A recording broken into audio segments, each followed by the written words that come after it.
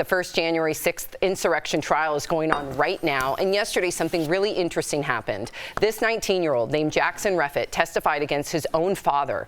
He took the stand saying his relationship with his father was pretty great until 2016, when his father became active in a far-right extremist group.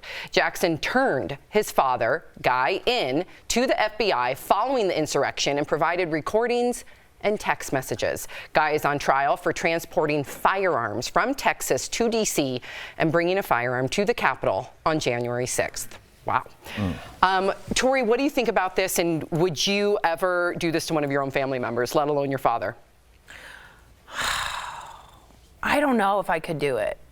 I do know I love my country and I believe in that. And the other thing that I want to bring into context is his dad would tell him, the son, "You're such a traitor."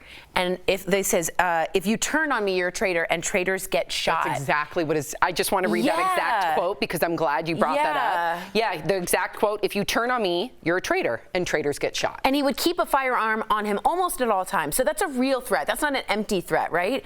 And I wonder if this kid, and I'm not a parent, but do you think he was trying to just get away from the dad, like get him, like to protect himself? This seems like an incredibly traumatic, dangerous situation. I might want him to go to the police just to have an authority figure in my life. You know what I mean? Does that make sense? Totally. And going back to actually what you were saying about getting the correct information, right? You see this headline, you're like, who would do that to their family? Right. Who would do that?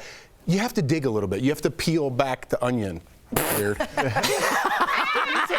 Yeah, I know, but why would I say that? That's so stupid. Yeah, that was embarrassing. I'm embarrassed. I apologize. But let me finish. I'm trying to make light out of uncomfortable situations. But seriously, if you were a kid and you saw your father beat your mother and beat you and beat your other and treated you like dirt your whole life, this is the outcome, right? I'm gonna get away from that. I want a better life. I don't want to be you. I'm gonna do the exact opposite. Then you come to this conclusion. My dad today, with the way he raised me and the way he is to my mother and family, absolutely not. I would not. If he murdered someone, I wouldn't turn him in. Yeah, peel back the onion. I shouldn't have said that either. A lot of people feel like that. Yeah, we'll handle that in the house. But you know, I look at this in the house. It makes me think about that movie Soul, which I told you had a big impact on me. But there was a line in there that I always think about, and it said, "A lost soul is somebody that's obsessed with something that detaches them from life." And he got obsessed. This father became obsessed with, being a traitor and being a patriot, and forgot that he's a dad. He got so focused on that, it wedged him away from his real life. And this is what happens. Now people on a journalism show are talking about you because you forgot what was important in your life. And instead of being with his son, watching him transition and being a young man, he'll probably be doing that from a jail cell because he forgot what was important. So this is what happens when misinformation takes over your world. Thank you for that. It's full circle, right, from our first conversation. And hopefully this is this father's rock bottom.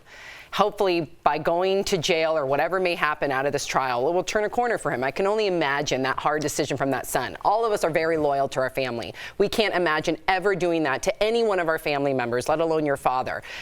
However, if you have tried to get through to your father for 6 years plus, and nothing is coming out of it, and he's radicalized, and you fear that your father may take someone's life, what else are you supposed to do? This takes so much courage. Not only is that being a true patriot, and I don't want to equate it because I've already read some of the comments calling him a rat.